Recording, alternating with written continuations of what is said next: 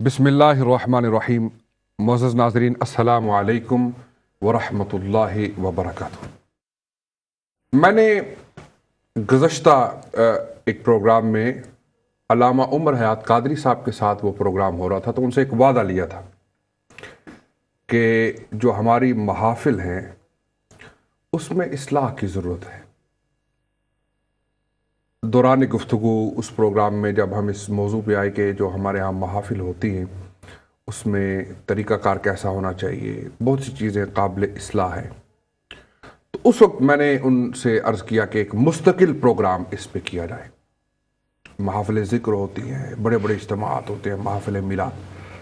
तो आज उस प्रोग्राम का वक्त है जिसका हमने वादा किया था कि महाफिल मिलाद बिलखुसूस और दीगर जितनी भी महाफिल होती हैं उनकी इस्लाह, उनको बेहतर किस तरह किया जाए, उसका ज़्यादा से ज़्यादा फ़ायदा किस तरह हासिल किया जाए।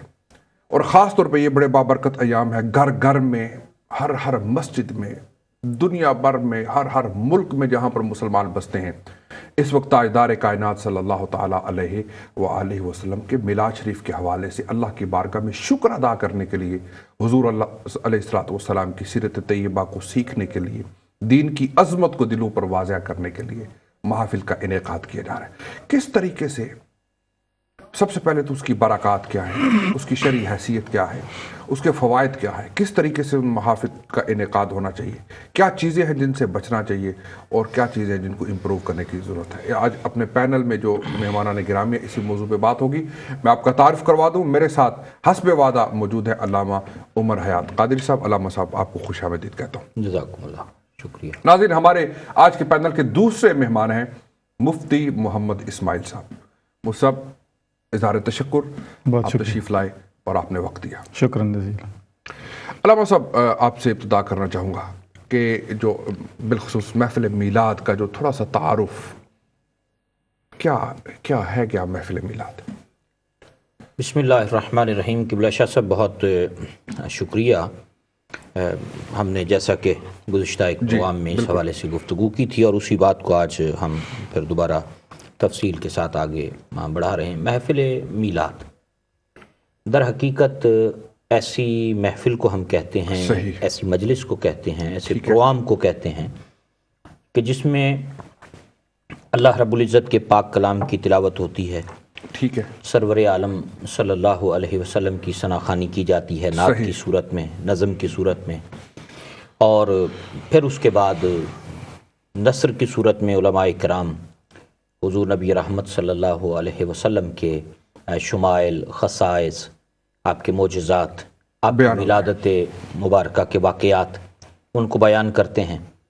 और फिर उसके बाद दुरूद व सलाम पढ़ा जाता है और दुआए खैर हो जाती है और आने वाले हाज़रीन की कुछ तवाज़ो जो है वो कुछ ज़ियाफ़त हो जाती है। तो दर हकीकत एक ऐसा इज्तिमा कि जिसमें अल्लाह और उसके रसूल का जिक्र होता है, उसे हम महफ़िल मीलाद कहते हैं।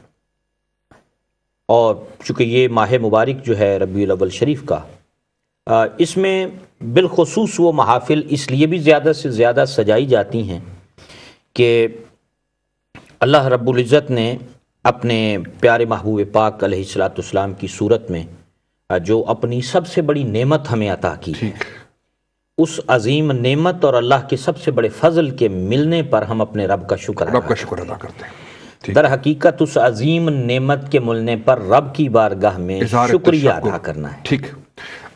मुफ्ती साहब, वो अजीम नेमत क्या है? जनाब क़िबला शाह साहब, अल्लाह सुब्हानहू व तआला के पाक कलाम की रोशनी में अगर हम देखें, और रोशनी असल है ही वही है, अल्लाह सुब्हानहू व तआला का इरशाद गिरामी है, अल्लाह इन शकरतुम लाज़ीदन्नकुम, ठीक है, वला इन कफ़रतुम इन अज़ाबी लशदीद। सही।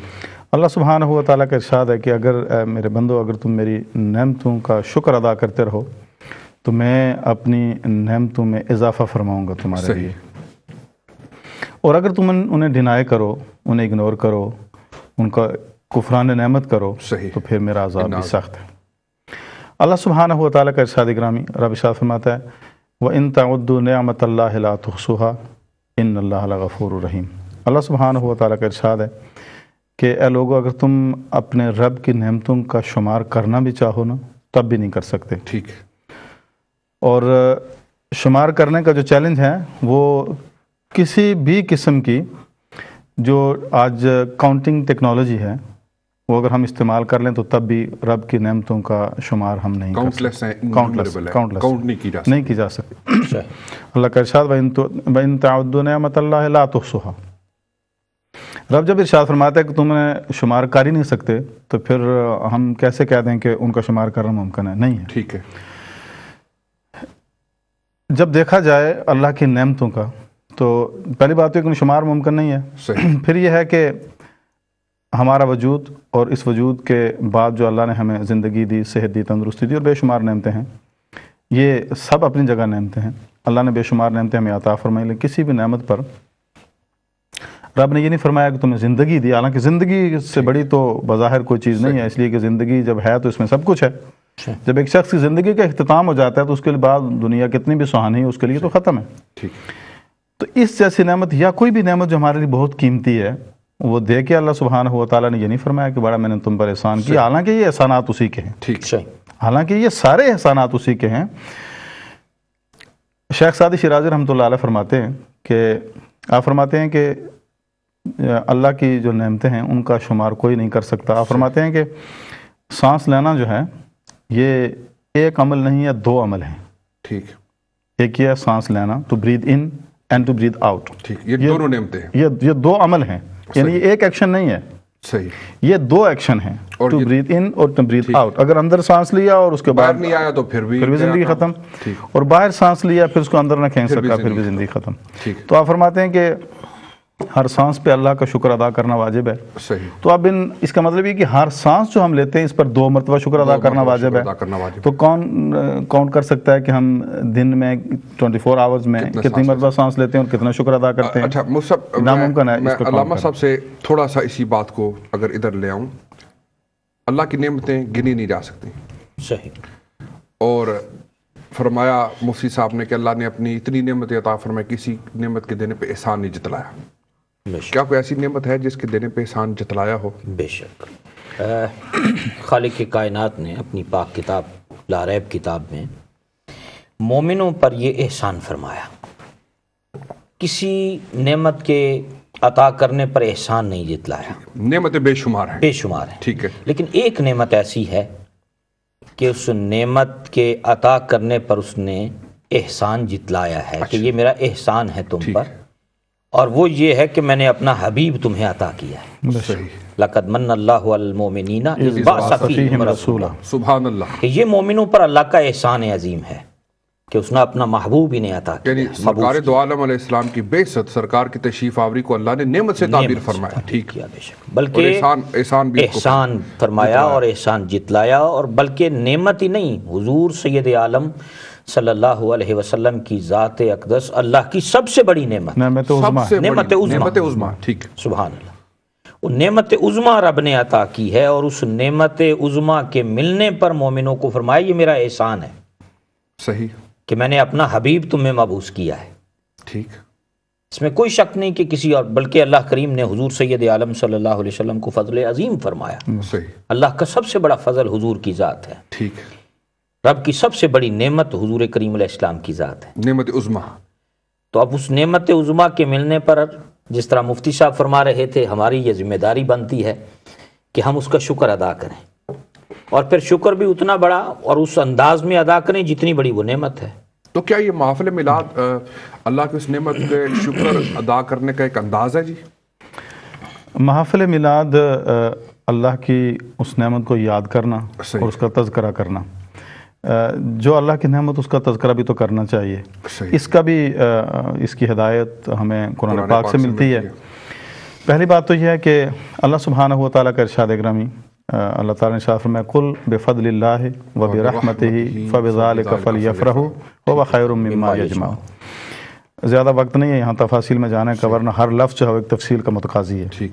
اللہ کا ارشاد ہے قل بفضل اللہ وبرحمتہ. اے حبیب اپنے ان غلاموں کو بتا دیجئے کہ جب اللہ کا فضل اور اللہ کی رحمت تم پر نازل ہو فلیفرحوا، تو پھر خوشی کا اظہار کیا کرو. سبحان اللہ. هو خیر مما یجمعون. اور اس خوشی کے اظہار کے راستے میں جو تم سپینڈ کرو گے یا فائننس ہے وہ اس سے بہتر ہے جو تم نے جمع کر رکھی ہے. سبحان اللہ. اب اسی کو ہم قرآن پاک سے رہنمائی حاصل کریں. اللہ نے ارشاد فرمایا اس آیت مبارکہ میں 2 لفظ ہماری توجہ کے متقاضی ہیں. ٹھیک ہے. قل بفضل اللہ و برحمتہ، اللہ کا فضل اور اللہ کی رحمت. اللہ سبحانہ و تعالیٰ کا ارشاد فضل کے سلسلے میں، اللہ کا ارشاد گرامی یا ایھا النبی انا ارسلناک شاہدا و مبشرا و نذیرا و داعیا الی اللہ و باذنہ و سراجا منیرا وبشر المؤمنین بان لهم من اللہ فضلا کبیرا. سبحان اللہ. اب یہ قرآن پاک صحیح اسٹیبلش ہو گیا کہ نبی پاک صلی اللہ علیہ وسلم کی تشریف آوری اللہ کا فضل عظیم ہے، فضل کبیر ہے. دوسری بات اللہ سبحانہ و تعالیٰ کا ارشاد گرامی رحمت کے سلسلے میں، اللہ کا اس آیت گرامی میں رب ارشاد فرماتے ہیں قل بفضل اللہ و برحمتہ، اس میں بھی ہو گیا فضل بھی تو اس آیت مقدسہ جو میں نے تلاوت کرنے کا شرف حاصل کیا، اور رحمت کے سلسلے میں مشہور معروف ہر شخص کی زبان پہ اللہ کا ارشاد گرامی وما ارسلناک الا رحمۃ للعالمین، کیا پیارے ہم نے آپ کو سارے جہانوں کے لیے، عالمین کے لیے رحمت بنا کے بھیجا. اب اللہ کی رحمت فضل بھی آ گیا، رب کی رحمت بھی آ گئی، اور اللہ کا ارشاد ہے کہ خوشی کا اظہار کیا کرو. سبحان اللہ. اب نبی پاک علیہ السلام کی ذات پاک کی صورت میں ہمیں اللہ کا فضل بھی میسر آیا اور رحمت بھی رب کی رحمت بھی ملی، تو اب تو ہم پر خوشی منانا تو واجب ہو گیا نا. فَلْيَفْرَحُوا، صحیح، اب ہم پر خوشی منانا واجب ہے. اب یہ آگے چل کے دیکھیں گے ہم کہ خوشی منانے کے انداز کیا ہے، جنیاں لگانا، طریقہ کار کیا ہے. بہرحال یہ اللہ کا فضل، اللہ کی رحمت، اور اس پر خوشی منانا یہ رب کا ارشاد ہے. اس کو محفل میلاد کے نام سے کیوں تعبیر کی جاتی ہے؟ میلاد کیوں کہا جاتا ہے؟ کوئی میلاد کا لفظی معنی تو یہی ہے، یعنی کسی کی مولد، پیدائش، اور برتھ جو ہے، برتھ ڈے، جس طرح کہ آج ہر بندہ اکثر منائی جاتی ہے. یہ لفظ میلاد جو ہے نا، یہ اس قدر خاص ہو گیا آقا علیہ السلام کے ساتھ کہ اب کسی دوسرے کے لیے یہ لفظ استعمال کیا جائے تو ٹیکنیکلی تو شاید درست ہو، لیکن عرفاً یہ درست نہیں ہے. جب میلاد کا لفظ ذکر کیا جاتا ہے تو اہل محبت کی توجہ نبی پاک علیہ السلام کی اس دنیا میں تشریف آوری کی طرف جاتی ہے، اور یہ لفظ آقا علیہ السلام کے ولادت باعث سعادت کے ساتھ اب خاص ہو گیا ہے. صحیح. آقا علیہ السلام کا تشریف لانا، آپ کی پیدائش، آپ کے اس دنیا میں آنا، یہ میلاد ہے. صحیح. اور پھر اس کے بعد یہ میلاد کا وسیع مفہوم جب ہم کہتے ہیں محفل میلاد، تو ذہن میں فوری طور پر یہ بات گھوم جاتی ہے کہ ایسی محفل جس کا آغاز تلاوت کلام پاک سے ہوگا، آقا دو عالم صلی اللہ علیہ وسلم کی بارگاہ میں حضور کی جو برتھ ڈے ہے اس کو سیلیبریٹ کرنا، کمیموریٹ کرنا، اور اس میں خوشی کا اظہار کرنا. اب دوسری خوشی کے اظہار کے لیے بھی ہم قرآن پاک سے رہنمائی لیتے ہیں، بجائے اس کے کہ ہم کسی اور طرف چلیں. اور بعض لوگ جن کو کچھ اور حوالہ جات یا کچھ ریفرنسز پسند نہیں ہیں، اور جو قرآن پاک سننے کے زیادہ شوقین ہیں، ہم قرآن پاک سے اپنی بات کو آگے بڑھاتے ہیں. اللہ سبحانہ و تعالیٰ کا ارشاد گرامی جب خوشی منانے کا وقت آتا ہے، اللہ کی نعمتوں کو جب رب کوئی نعمت بندے پر فرمائے تو اس کا اظہار کا، اس کے رسپانس کا، شکر کا طریقہ کار کیا ہونا چاہیے. سورہ والضحیٰ میں اللہ سبحانہ و تعالیٰ کا ارشاد گرامی وَأَمَّا بِنِعْمَتِ رَبِّكَ فَحَدِّثْ، سبحان اللہ. کہ جب رب سبحانہ و تعالیٰ تم پہ اپنی نعمتیں فرمائے تو کیا خاموش رہا کرو، کیا منہ بسور لیا کرو، کیا ہانڈیاں الٹی کر دیا کرو، کیا جو چراغ جلتے ہیں ان کو بھی بجھا دیا کرو؟ نہیں. اللہ ارشاد فرماتا ہے اما بنعمت ربک فحدث، اس کا چرچا کیا کرو، اس کا تذکرہ کرو، ہاں اس کو پبلسائز اٹ ویل. تو اس کا مفہوم یہ ہے کہ جتنی تمہاری استطاعت ہے، استطاعت بھر اس کا چرچا کرو، گھر میں بھی، احباب میں بھی، محافل میں بھی، پبلک میں بھی. خوشیاں مناؤ، مسرت کا اظہار کرو، رب کی نعمت ہے. اب یہ رب کا ارشاد ہے نا کہ جب رب کی کوئی نعمت ہو اس کو چرچا کیا کرو. اب یہ نعمت بھی ثابت ہے کہ آقا دو عالم صلی اللہ علیہ وسلم کا وجود گرامی ہم کائنات پر سب سے عظیم نعمت ہے. اب اس کو کیسے چھپایا جا سکتا ہے، اس کا تذکرے سے بیگانہ کیسے رہا جا سکتا ہے؟ محفل میلاد کسی ایک موسم کی بات نہیں ہے، یہ زندگی کی ہر سانس کے ساتھ چلتا ہے. اور زبان تا بابد درد ہاں جائے گیر، ثنائے محمد بابد دل پذیر. جب تک زبان منہ میں حرکت کر رہی ہے، یہ زبان اگر آقا دو جہاں صلی اللہ علیہ وسلم کی تعریف نہیں کرے گی تو اس زبان کا بزنس اور کیا ہے؟ حضرت علامہ صاحب، قرآن کریم کی چند آیات بینات قل بفضل اللہ و برحمتہ فبذلک فلیفرحوا خیر مما یجمعون، یہ بھی ہو گئی. پھر وما ارسلناک الا رحمۃ للعالمین، ان آیات بینات کو پیش نظر رکھ کے، اور वबश्शिर अलमुमिनीन बिअन्न लहुम मिनल्लाहि फ़ज़लन कबीरा। इन सब को पेश नज़र रखें तो पता चलता है कि सरकार फ़ज़ल भी है, रहमत भी है, और अल्लाह ताला ने ये फ़रमाया कि जब फ़ज़ल और रहमत तुम्हें मिले उस पर खुशी करो, क्योंकि ये फ़ज़ल कबीर और रहमत अज़ीम हमें 12 रबीउल अव्वल के दिन मिली, इसलिए हम उस दिन खुशी करते हैं, उसका तज़किरा करते हैं। और एक और कुरान पाक की आया बय्यिना व अम्मा बिनिअमति रब्बिका फ़हद्दिस, अल्लाह की नेमतों का चर्चा किया करो। तो सबसे बड़ी अल्लाह की नेमत सरकार दो आलम सल्लल्लाहु अलैहि वसल्लम की ज़ात है, हम उसका खूब चर्चा करते हैं। सही। कुछ लोग कहते हैं ये बिद्दत है। शाह साहब अभी बहुत खूबसूरत कुरान मजीद के हवाले से क़िबला मुफ्ती साहब ने भी गुफ्तगू फरमाई है। बिदअत कहते हैं ऐसे नए काम को जिसकी शरीयत में असल मौजूद ना हो, जिसकी शरीयत में बुनियाद ना हो। अच्छा, ये जो आपने बात कही है ना, इसको इस तरह बयान नहीं किया जाता। मैं चाहूंगा आप ये जुमला फिर कह दें ताकि नाज़रीन जो है वो एक लफ्ज़ आपने ऐसा कह दिया है, बिदअत ऐसा अमल जिसकी शरीयत में असल ना हो। ये जो आपने असल कहा है ना, इसको खा जाते हैं लोग। ये खा जाते हैं, बल्कि आजकल तो बिदअत और शिरक की मशीनें लेकर लोग बैठे हुए हैं। हर चीज़ ही बिदअत है, हर चीज़ बिदअत, शिरक, मुशरिक। बस ये ऐसे दुनिया में अगर कोई सबसे ज़्यादा लफ्ज़ इस्तेमाल हुआ है ना, सही है, जिसे मिस यूज़ किया गया कह तो वो शिरक और बिदअत है। सही बात है। ये नया काम नहीं है। बदकिस्मती कि हमने रसूल कायनात सल्लल्लाहु अलैहि वसल्लम के सहाबा कराम की ज़िंदगियों को नहीं पढ़ा। ठीक है। हुजूर सैयद आलम सल्लल्लाहु अलैहि वसल्लम के ग़ुलामों की ज़िंदगी अगर हम पढ़ कर देखें तो ये उस अजीम नेमत के मिलने पर शुक्र अदा करने वाली सूरतें उनके अंदर भी मौजूद थी। हुजूर करीम अलैहिस्सलाम के ग़ुलाम सहाबा कराम कई मरतबा इकट्ठे बैठते। इमाम तबरानी ने लिखा, दीगर मुहद्दिसीन ने रिवायात बयान की। हज़रत मुआविया रज़ी अल्लाह तआला अन्हु एक रिवायत के हवाले से इरशाद फरमाते हैं कि एक दिन सरवर आलम सल्लल्लाहु अलैहि वसल्लम तशरीफ़ लाए मस्जिद नबवी के अंदर। सही। तो कुछ लोग बैठे हुए थे। ठीक। मेरे आका करीम अलैहिस्सलाम ने उनसे पूछा भी क्यों बैठे हो?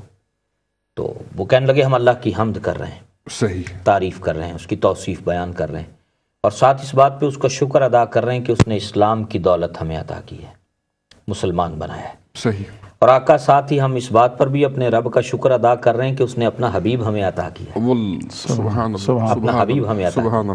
अब देखें, उस हबीब अलैहिस्सलाम के मिलने पर, उस अजीम नेमत के मिलने पर रब का शुक्र अदा करना अगर बिदअत होता, नाजायज़ होता, गलत होता, सरवर आलम सल्लल्लाहु अलैहि वसल्लम मना फरमा देते। साहिब शरीयत खुद मौजूद हैं जिनका कौल मना नहीं फरमाया, बल्कि अगली बात आपने इरशाद फरमाई, मेरे आका करीम अलैहिस्सलाम ने इरशाद फरमाया तुम जो ये अमल कर रहे हो ना, तुम्हारे इस अमल पे रब फरिश्तों के सामने फ़ख्र फरमा रहा है। सुभान अल्लाह, सुभान अल्लाह। यानी बल्कि मैं इससे अगली बात एक साथ ज़िम्न में बात चली है इस जानिब, तो मैं ये अर्ज़ करना चाहूँगा कि हमने सहाबा के नाम पर उम्मत को लड़ाया, सही, झगड़े पैदा किए, कलाशंकोफ़ें उम्मत के हाथ में थी, कत्ल गारत गरी हमने करवाई सहाबा कराम के नाम पर, इंतशार उम्मत मुहम्मदिया में पैदा किया हमने सहाबा कराम के नाम पर। काश हम उनकी सीरत के ये जो रोशन पहलू हैं ये भी उम्मत के सामने रखते कि सरवर आलम सल्लल्लाहु अलैहि वसल्लम की ज़ात अक़दस के साथ और उस अजीम नेमत के मिलने पर खुशी और मुसरत के जो उन्होंने अंदाज़ शुक्र अदा करने के इख्तियार किए वो कौन से थे। बल्कि देखें ना, ये ज़िक्र रसूल है जो महफिल मीलाद में हो रहा है, ठीक है, सरकार का जिक्र शसब किया जा रहा है। वो तो इतने मोहब्बत वाले लोग थे, बहाने तलाश करते थे, कोई मौका मिले महबूब का जिक्र। मोहब्बत का तकाजा भी अल्लामा साहब ये होता है, जो जिसके साथ मोहब्बत करता है कसरत के साथ उसका जिक्र करता है। जिसके साथ सच्ची मोहब्बत हो, बहाने बहाने से बंदा अपने महबूब का जिक्र करता है। और अगर महबूब सैयदुल अंबिया व रसूल हो तो वो सब क्या महफिल मिलाद, यानी जो लोग बिद्दत कहते हैं उसको हराम भी कहते हैं, पता नहीं क्या क्या क्या कहते हैं। और कुछ ये भी समझा जाता है या मिसकंसेप्शन हो शायद कि शायद महफिल मिलाद फ़र्ज़ है या वाजिब है, तो इसको जो शरई एतबार से इसकी अगर तयन शरई करें तो या ये वाजिब फ़र्ज़ है या हराम भी इसको कहते हैं कुछ लोग अपनी बेवकूफ़ी और नादानी की वजह से, या ये दर्जा इस्तेहबाब में आता है, मुस्तहब है। जहाँ तक जनाब असलन नेमत का ताल्लुक़ है वहाँ तो ये वाजिब है, इसलिए कि अल्लाह की नेमतों का शुक्र अदा करना वाजिब है, और ये तो नेमत उज़्मा है। सही। अब ये कि शुक्र अदा करने का तरीक़ाकार क्या होना चाहिए, उसमें जो तरीक़ा शरीयत ने पसंद फरमाया है उसको इख्तियार करना। جو اصولی بات ہے وہ یہ ہے کہ اس نعمت عظمیٰ پر اللہ سبحانہ و تعالیٰ کا شکر ادا کرنا واجب ہے، صحیح، اس میں کوئی کمپرومائز نہیں ہے۔ ٹھیک ہے، اور جو اس کا طریقہ ہے شکر ادا کرنے کا وہ کیسا ہونا چاہیے، اس میں ایک طریقہ نہیں، کئی طریقے ہیں، صحیح، اور ہر وہ طریقہ پسندیدہ ہے صحیح، جس کو شریعت نے اپروو کیا ہے۔ صحیح، محفل میلاد کا انعقاد اور اس محفل میلاد میں جو تذکرہ ہوتا ہے، جو انداز ہے اس کے آغاز سے اختتام تک، اس میں کوئی غیر شرعی حرکت نہ ہو، اور اس انداز میں جو محفل میلاد منائی جاتی ہیں یا جہاں تک جلوس کا بھی تعلق ہے، یہ ساری چیزیں استحباب میں آتی ہیں، اچھا، مستحب ہیں۔ صحیح، اگر کوئی بندہ کرتا ہے well and good, very well, اس کو منع نہیں کیا اس کو منع بھی نہیں کیا جا سکتا، اور اگر کوئی نہیں کرتا تو ہم پھر جو لوگ محفل میلاد منعقد کرتے ہیں، ہم اس کے خلاف کوئی کفر کی لڑ لے کے کھڑے نہیں ہو جاتے کہ تم نے کوئی کفر کر دیا ہے۔ ایک راہ اعتدال یہ ہے اعتدال یہ کہ جو محافل میلاد کو بند کرنا چاہتے ہیں یا محافل میلاد جو کرنے والے لوگ ہیں ان کو روکنا چاہتے ہیں، وہ بھی غلطی پر خطا پہ ہیں، خطا پہ ہیں، یعنی یہ کیونکہ ایکسٹریم یہ ہے، کام ایک مستحب ہے، اس لیے اس کو اچھے کام کو روکا نہیں جا سکتا۔ نہیں روکا جا سکتا۔ اس لیے آج کے دور میں پھر اس کے اب ہر دور میں دیکھیں، جس دور میں ہم جی رہے ہیں، ٹھیک، یہاں بہت ساری اور بھی چیزیں ایگزسٹ کرتی ہیں جن کو ایلیمینیٹ کرنے کے لیے، ٹھیک، جن کو کاؤنٹر کرنے کے لیے محفل میلاد ہی ایک ذریعہ ہے۔ صحیح، تو اس میں ان محفل میں جو لوگ شرکت کرتے ہیں، جس طرح سے اس کا انعقاد ہوتا ہے، جس سے شرکت کی جاتی ہے، تمام محرمات اور مکروہات سے بچتے ہوئے، ٹھیک ہے، بلکہ میں یہ عرض کروں گا کہ محفل میلاد تو اصلاً وہی بارگاہ رسالت پناہ صلی اللہ علیہ وسلم میں قبول ہوگی نا جو آپ کی شریعت کے مطابق ہوگی۔ ہم کوئی ایسا عمل کریں جس کو ہم جذباتی طور پر شریعت کہہ دیں اور یہ توقع رکھیں کہ یہ وہاں قبول ہوگا، بات تو نہیں بنے گی نا۔ بات اسی وقت بنے گی جب ہم محفل میلاد کے انعقاد میں اور ان تمام خوشیوں کے اظہار میں وہ طریقہ اختیار کریں جو اللہ اس کے رسول صلی اللہ علیہ وسلم کو پسند ہے۔ میں یہاں یہ بھی ساتھ ضمن حضرت کی بات کے ساتھ یہ مطلب عرض کرنا چاہوں گا کہ یہ وہ طریقہ ہے، یہ کوئی نیا کام نہیں ہے شاہ صاحب۔ ٹھیک، صحابہ اکرام کے دور سے لے کر آج تک صحیح، ہر صدی میں، ہر دور میں سرور عالم صلی اللہ علیہ وسلم کے ذکر کے لیے محافل سجائی جاتی رہی۔ یعنی اصل موجود ہے اس کی، جو آپ نے اصل کا لفظ کہا تھا، ہاں، اصل موجود ہے، اور پیچھے ہم جتنا تاریخ میں جائیں ہمیں ملتا ہے، ٹھیک، حتیٰ کہ حرم کعبہ کے اندر ٹھیک، ہم پچھلی صدی میں چلے جائیں، حرم کعبہ میں جب سے علماء نجد نے کنٹرول سنبھالا ہے حرمین کا، اس سے پہلے 12 ربیع الاول کے دن حرم مکہ سے میلاد النبی صلی اللہ علیہ وسلم کا جلوس بھی نکلتا تھا، حرم کعبہ میں میلاد شریف کا اجتماع بھی ہوتا تھا، مفتی مکہ کی قیادت میں، امیر مکہ کی قیادت میں لوگ جلوس کی صورت میں مشعلیں ہاتھ میں اٹھا کر اس مقام کی زیارت کے لیے جایا کرتے تھے جہاں سرکار کی ولادت ہوئی تھی۔ ٹھیک، پوری دنیا کے تقریباً عالم اسلام کے غالباً 56 جو کنٹریز ہیں، 56 ممالک، اس میں نیشنل ہالیڈے ہوتی ہے 12 ربیع الاول آج بھی، یعنی دنیا کے تقریباً کا لفظ میں اس لیے استعمال کر رہا ہوں کہ شاید کوئی ایکسیپشن ہو، شاید کوئی ایک دو ایسے 56 ممالک ایسے ہیں، ایک آدھ ملک کا نام میرے ذہن میں اس کے علاوہ تقریباً ہر ملک، اسلامی ملک میں، اکثر بیشتر اسلامی ممالک میں نیشنل ہالیڈے ہوتی ہے۔ یہ بھی ایک اظہار تشکر ہے اسٹیٹ لیول پہ، اور پھر اظہار تشکر کا ایک ذریعہ ہے، اور پھر لوگوں کو یہ اپرچونٹی اویل کرنا کہ اس دن وہ روزہ بھی رکھیں اور محافل میں بھی شرکت کریں، جلوس کا اہتمام ہے تو اس میں بھی شرکت کریں۔ یہ شاہ صاحب ایک عظیم دن ہے اور اس کے بہت ساری برکات اور اس سے اسباق حاصل کیے جا سکتے ہیں، بجائے اس کے کہ اس کو کرٹیسائز کیا جائے، اس کے فوائد دیکھے جائیں، وہ زیادہ ہیں، بہت زیادہ ہیں، اور اس میں نہیں نقصان والی تو بات ہے ہی کوئی نہیں ہے۔ وہ اس صورت میں ہو سکتی ہے کہ اگر کوئی محفل میلاد کا انعقاد کرنے والے منتظمین یا شرکاء میں سے کوئی ایسا عمل کرے جو شریعت کے مطابق نہیں ہے، ہم اس کو نہ اپروو کرتے ہیں، نہ اس کی انکریجمنٹ کرتے ہیں، بلکہ ہم اس کی اصلاح کے لیے ایڈوائز کرتے ہیں کہ ان محافل کو اسٹرکٹلی اسلامی اصولوں کے مطابق رکھا جائے۔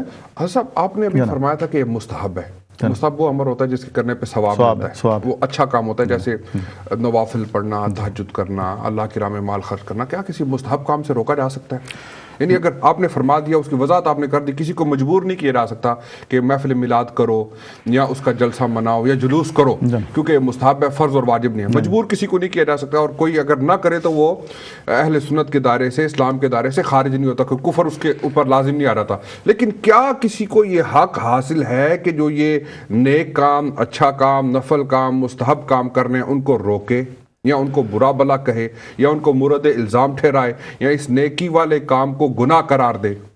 نہ گزارش یہ ہے کہ اس عمل کی جو نام ہے مستحب ہونا، ٹھیک ہے، وہی اس بات کی وضاحت کرتا ہے کہ یہ وہ عمل ہے جس پر ثواب ملتا ہے۔ ٹھیک ہے، اب اس ثواب کے عمل سے کوئی صاحب فہم جو ہے وہ تو نہیں کسی کو روکے گا، لیکن اگر کوئی روکے تو روکنا بالکل ممنوع ہے، اس لیے کہ کسی کو مستحب امر سے اگر کوئی آدمی کسی کو روکتا ہے صحیح، تو اس کا خیر خواہ ہرگز نہیں ہے، اس لیے کہ ایک مسلمان جو نیکی کمانے چلا ہے اس کو کسی نام سے اور اس کو بہلا پھسلا کر اس کو مستحب امر سے روکا جائے، اس میں کوئی خیر یہ مذموم ہے، یہ بالکل مذموم ہے۔ کنڈم کیا جانا چاہیے۔ جہاں رہا سوال دوسری جانب کے مستحب امر ہے، اس میں ترغیب دی جانی چاہیے، ٹھیک، اس میں یہ نہیں کہ دوسری طرف انکریج کرنا چاہیے، یہ نہیں کہ دوسری طرف اس کو بالکل آپ نیوٹرل چھوڑ دیں، صحیح، اس کی متواتر جو ہے وہ ترغیب دی جانی چاہیے کہ لوگ ایسا عمل کریں، اس کے کرنے سے پھر ان کو اپنے نبی صلی اللہ علیہ وسلم کے ساتھ قرب اور محبت کا ایک تعلق مضبوط ہوگا، اور وہی چاہیے، وہی اساس ہے ایمان کی، اور وہی ہماری متاع ہے اس دنیا میں بھی اور آخرت میں بھی۔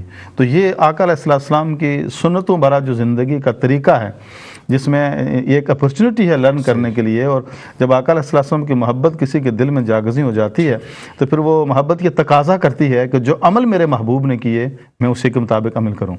جب اس محافل سے بندے کو دور رکھا جائے گا تو پھر شخصیت کے وہ کیسے قریب آئے گا؟